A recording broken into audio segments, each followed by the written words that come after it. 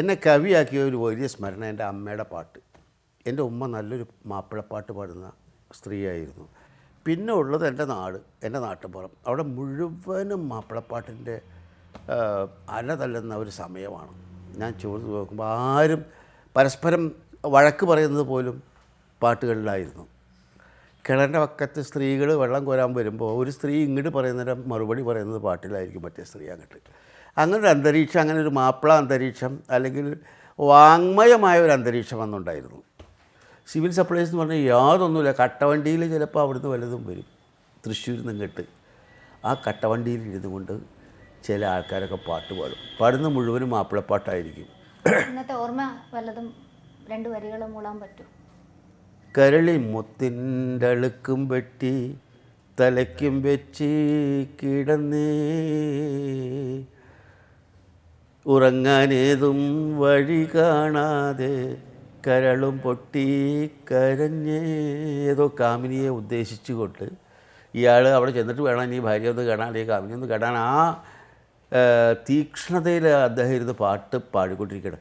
അങ്ങനെ കാളവണ്ടി മൂവിങ് ആണല്ലോ. അപ്പോൾ ഞാൻ അകത്ത് കിടന്ന് ഉറങ്ങുമ്പോൾ ഈ കാളവണ്ടി അങ്ങ് പോയാൽ ആ പാട്ട് തീരും. അപ്പോൾ എനിക്ക് വേദനയായി, അത് പാട്ട് തീർന്നു. പക്ഷേ ഞാൻ പിന്നീട് ആ തീർന്ന ഭാഗം മുതൽ ഞാൻ പൂരിപ്പിക്കും, എൻ്റെ മനസ്സുകൊണ്ട് പൂരിപ്പിക്കും. അങ്ങനെയാണ് ഞാൻ എൻ്റെ കവിതയിലുള്ള തുടക്കം. അങ്ങനെയാണെങ്കിൽ മാപ്പിളപ്പാട്ടിലാണ് തുടക്കം, യാതൊരു സംശയമില്ല. മാപ്പിളപ്പാട്ടാണ് എൻ്റെ കവിതയിൽ ആദ്യം. അത് ഇന്നും അത് കാണാം. ഞാൻ എഴുതുന്ന ചില സിനിമാ ഗാനങ്ങൾക്ക് പോലും ഈ മാപ്പിളപ്പാട്ടിൻ്റെ കമ്പിയും കഴുത്തും കാണാൻ സാധിക്കും. നല്ല ശബ്ദമായിരുന്നു എൻ്റെ ഉമ്മയുടെ.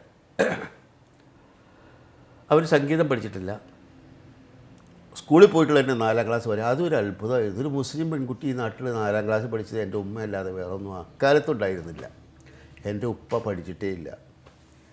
അങ്ങനെ ഒരു അന്തരീക്ഷത്തിലായിരുന്നു ഞാൻ. അതിനിടയ്ക്ക് ഈ സംസ്കൃതത്തിൻ്റെ തിരി ഇടയ്ക്ക് ഇങ്ങനെ പൊതിച്ച് കാണിക്കുന്നത് എൻ്റെ ഉപ്പയുടെ പുസ്തകങ്ങളാണ്, എൻ്റെ വല്യുപ്പയുടെ പുസ്തകങ്ങളാണ്. അദ്ദേഹം ഒരു വൈദ്യരായിരുന്നു. സഹചരാദി കഷായത്തിൻ്റെ ചാർത്തുകൾ മുതലായിട്ടുള്ള കാര്യങ്ങൾ. സംസ്കൃതം 5ാം ക്ലാസ്സിൽ പഠിക്കാൻ തുടങ്ങി. ഔദ്യോഗികമായിട്ട് ഞാൻ പഠിക്കാൻ തുടങ്ങി. EP ഭരതപിഷാരടി എന്ന് പറഞ്ഞ ഒരാളാണ്. അപ്പോൾ അദ്ദേഹം എന്നെ വല്ലാതെ പ്രോത്സാഹിപ്പിച്ചിരുന്നു. അത് കഴിഞ്ഞ് അദ്ദേഹത്തിൻ്റെ ഗുരുവായിട്ടുള്ള KP നാരായണ പിഷാരടി ആയിട്ടാണ് ഞാൻ സമ്പർക്കപ്പെട്ടത് കോളേജിലെത്തിയപ്പോൾ, 10ാം ക്ലാസ് കഴിഞ്ഞിട്ട്. അപ്പോൾ അദ്ദേഹം എന്നെ എല്ലാ ശനിയാഴ്ചയും കോളേജുള്ള ദിവസങ്ങളിൽ, വെക്കേഷൻ അല്ലാത്ത സമയത്തൊക്കെ എല്ലാ ശനിയാഴ്ചയും ഒരു ക്ലാസ് വീതം എടുത്തു. അതെൻ്റെ ഭാഗ്യമാണ്. എന്നെ ലിഫ്റ്റ് ചെയ്തത് അതാണ്. അങ്ങനെ ഒരു കാലഘട്ടത്തിൽ ഇപ്പോൾ ഈ ഒരു സമുദായത്തിൽ നിന്ന് ഒരാൾ സംസ്കൃത പഠനത്തിന് പോവാന്നുള്ളത് എങ്ങനെയായിരുന്നു? അതിനെ സമുദായം എങ്ങനെയാണ് സ്വീകരിച്ചത്? സഹോദരി ചോദിച്ചു വരുന്നത് എനിക്ക് മനസ്സിലായി. ഞാൻ രാമ രാമോ രാമ എന്ന് വിളക്കിൻ്റെ മുമ്പിലിരുന്ന് പറയുമ്പോൾ പിന്നാലെ വന്നിട്ട് എൻ്റെ കാരണന്മാരെ എന്നെ ശാസിക്കും. മറ്റുള്ളവരൊക്കെ ഖുർആൻ പാരായണം ചെയ്യണം. അപ്പോൾ അതിനെതിരാണ് ഇത് എന്നൊരു തോന്നൽ അവർക്കുണ്ടായിരുന്നു. ഞാൻ പിന്നെ വലുതായി ഇത് പഠിച്ചതിന് ശേഷമാണ് എനിക്ക് മനസ്സിലായത് ഇത് രണ്ടും ഒന്നാണ് എന്നെനിക്ക് മനസ്സിലായത്. ആ വേദങ്ങളിൽ, പഴയ വേദങ്ങളിൽ പറഞ്ഞിട്ടുള്ളതല്ലാതെ മറ്റൊന്നും ഈ ഖുർആനിലും ഞാൻ പറഞ്ഞിട്ടില്ലെന്ന് അള്ളാഹു സാക്ഷ്യപ്പെടുത്തിയിട്ടുണ്ട് ഖുർആനിൽ.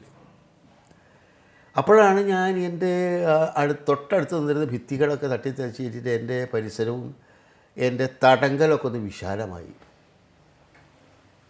അപ്പോൾ അതോടൊപ്പം മഹാഭാരതം, രാമായണം മുതലായിട്ടുള്ള ക്ലാസിക്സ് വായിക്കുകയും പഠിക്കുകയൊക്കെ ചെയ്ത് പിന്നീടങ്ങ് വന്ന് വള്ളത്തോളും ആശാനും ചങ്ങമ്പുഴയൊക്കെ ആയിട്ടുള്ള സമ്പർക്കം.